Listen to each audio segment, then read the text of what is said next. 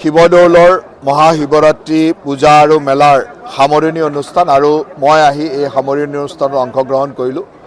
ৰাইজৰ যিটো উৎসাহ বা ইয়াত যি ধৰণে ভক্তপ্ৰাণ ৰাইজ উপস্থিত হৈছে সঁচাকৈ অত্যন্ত মন চুই যাবলগীয়া। কিন্তু আমাৰ লক্ষ্য হ'ব যে এই শিৱৰাত্ৰিক আমি কেনেকৈ এখন ধৰ্মীয় পৰ্যটন মেলালৈকে লৈ যাব পাৰোঁ।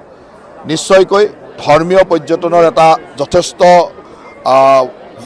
সুবিধা আছে যাক আমি পৰ্যটন ক্ষেত্ৰখন আগবঢ়াই নিয়াৰ। আৰু শিৱদৌলত এনেকুৱা শিৱসাগৰখনতে এনেকুৱা অজস্ৰ ঐতিহাসিক কীৰ্তিচিহ্ন আছে যিয়ে পৰ্যটকক আকৰ্ষণ কৰিব পাৰে। মই ভাবোঁ যে শিৱৰাত্ৰিকে আলম হিচাপে লৈ এই অঞ্চলৰ ৰাইজ দৌল সমিতি সকলোৱে চেষ্টা কৰক, চৰকাৰ নিশ্চয়কৈ লগত থাকিব আৰু আমি সকলোৱে মিলি যাতে এই শিৱৰাত্ৰি পূজা আৰু মেলাখনক আমি আন্তঃৰাষ্ট্ৰীয় পৰ্যায়লৈ আকৰ্ষণৰ কেন্দ্ৰবিন্দু কৰি নিব তাৰ চেষ্টা কৰিব লাগিব।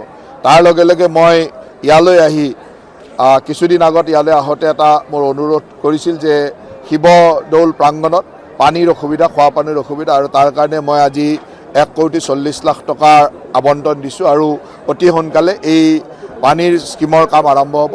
তাৰ উপৰিও শিৱসাগৰ চহৰখনৰ খোৱা পানী যোগানৰ কাৰণে UIDFৰ পৰা আমি 55 কোটি টকাৰ আবণ্টন দিছোঁ আৰু খুব কম দিনৰ ভিতৰত এই কামো আমি আৰম্ভ কৰিম।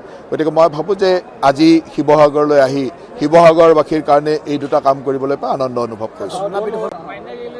শিৱদৌলৰ মহাশিৱৰাত্ৰি পূজা আৰু মেলাৰ সামৰণি অনুষ্ঠান আৰু মই আহি এই সামৰণি অনুষ্ঠানত অংশগ্ৰহণ কৰিলোঁ। ৰাইজৰ যিটো উৎসাহ বা ইয়াত যি ধৰণে ভক্তপ্ৰাণ ৰাইজ উপস্থিত হৈছে সঁচাকৈ অত্যন্ত মন চুই যাবলগীয়া। কিন্তু আমাৰ লক্ষ্য হ'ব যে এই শিৱৰাত্ৰিক আমি কেনেকৈ এখন ধৰ্মীয় পৰ্যটন মেলালৈকে লৈ যাব পাৰোঁ। নিশ্চয়কৈ ধৰ্মীয় পৰ্যটনৰ এটা যথেষ্ট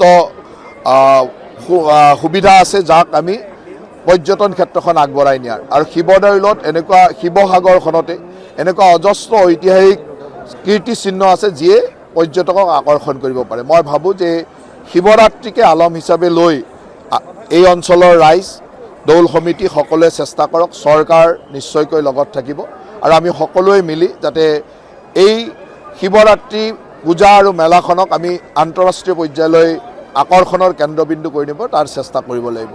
তাৰ লগে লগে মই ইয়ালৈ আহি কিছুদিন আগত ইয়ালৈ আহোঁতে এটা মোৰ অনুৰোধ কৰিছিল যে শিৱদৌল প্ৰাংগণত পানীৰ অসুবিধা, খোৱা পানীৰ অসুবিধা আৰু তাৰ কাৰণে মই আজি 1,40,00,000 টকাৰ আবণ্টন দিছোঁ আৰু অতি সোনকালে এই পানীৰ স্কিমৰ কাম আৰম্ভ হ'ব।